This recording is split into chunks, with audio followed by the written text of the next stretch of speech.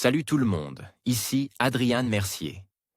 Bienvenue sur ma chaîne, dédiée à notre belle planète et aux enjeux de l'écologie. Si vous voulez en apprendre plus sur comment protéger notre environnement et adopter des gestes éco-responsables, pensez à vous abonner pour rester informé. Prêts à explorer ensemble?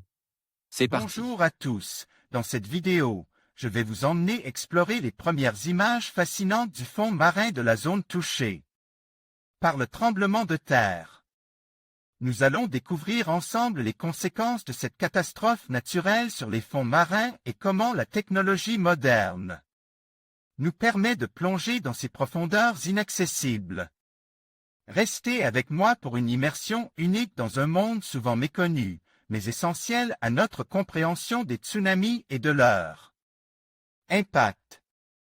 Les chercheurs du Centre océanographique de Southampton et de la British Geological Survey ont contribué à la collecte des premières images du fond marin de la zone du tremblement de terre qui a provoqué le tsunami dévastateur dans l'océan Indien.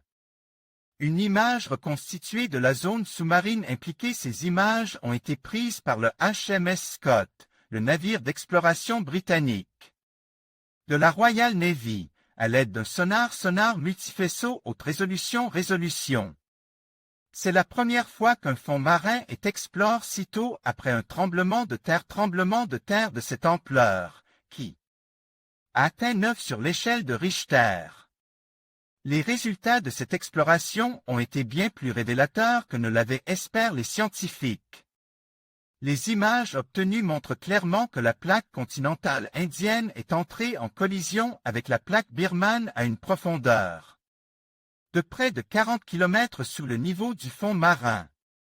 Selon une déclaration du Centre océanographique de Southampton, SOC, la collision a entraîné le glissement de la plaque indienne sous la plaque birmane, et c'est le déplacement soudain de ces deux plaques qui est à l'origine de ce tremblement de terre et de ce tsunami dévastateur.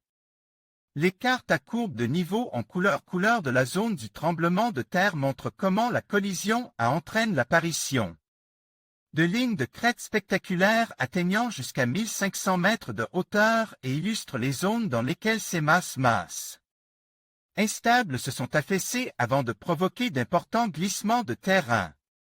Ces premiers résultats constitueront une base sur laquelle s'appuieront de nouvelles études de la région dans le cadre d'un effort international plus vaste. Lisa Mcenil, du SOC, a déclaré « En tant que géologue, je suis vraiment reconnaissante de pouvoir rassembler ces données sur la zone du tremblement de terre.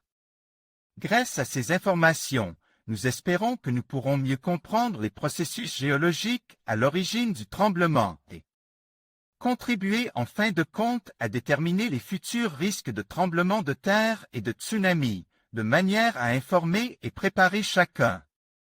Il est essentiel d'agir rapidement dans ce type d'exploration, car il est crucial de déterminer l'ampleur des changements intervenus au niveau du fond marin avant que la reconstitution de la nature ne masque les conséquences réelles du tremblement de terre.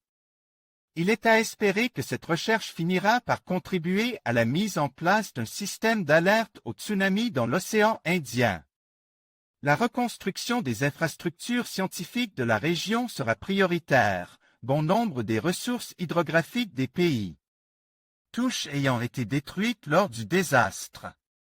Les travaux sont d'ailleurs déjà en cours. Ainsi, le Royaume-Uni, la Norvège, la France et l'Allemagne collaborent pour aider le Sri Lanka à remplacer ses capacités hydrographiques et exploratoires. En conclusion, ces premières images du fond marin de la zone du tremblement de terre nous offrent un aperçu précieux des conséquences dévastatrices d'un tsunami. Elle souligne l'importance de la recherche scientifique pour mieux comprendre ces phénomènes naturels et améliorer notre préparation face à de futures catastrophes. En partageant ces découvertes, nous espérons sensibiliser davantage le public sur les enjeux liés au tsunami et encourager des actions pour protéger nos côtes et nos communautés. Merci de nous avoir suivis dans cette exploration sous-marine.